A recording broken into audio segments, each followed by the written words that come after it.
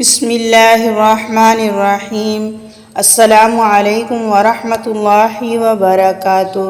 حضرت ابو ہریرہ رضی اللہ تعالیٰ عنہ بیان کرتے ہیں، رسول اللہ صلی اللہ علیہ وسلم نے فرمایا، اللہ تعالیٰ فرماتا ہے، ابن آدم نے میری تکذیب کی، حالانکہ یہ اس کے لیے مناسب نہیں، اور اس نے مجھے برا بھلا کہا، حالانکہ یہ اس کے لیے لائق نہیں تھا۔ رہا اس کا مجھے جھٹلایا تو وہ اس کا یہ کہنا ہے کہ وہ مجھے دوبارہ پیدا نہیں کرے گا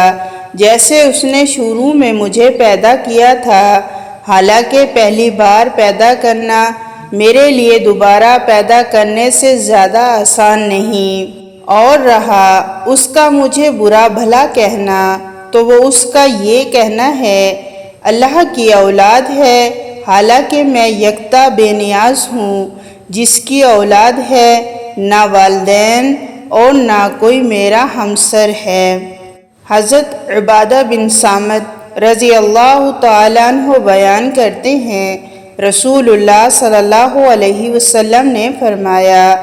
جو شخص یہ گواہی دے کہ اللہ کے سوا کوئی معبود نہیں، وہ یکتا ہے،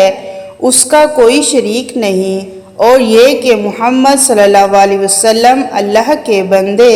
اور اس کے رسول ہیں، اور یہ کہ عیسیٰ علیہ السلام اللہ کے بندے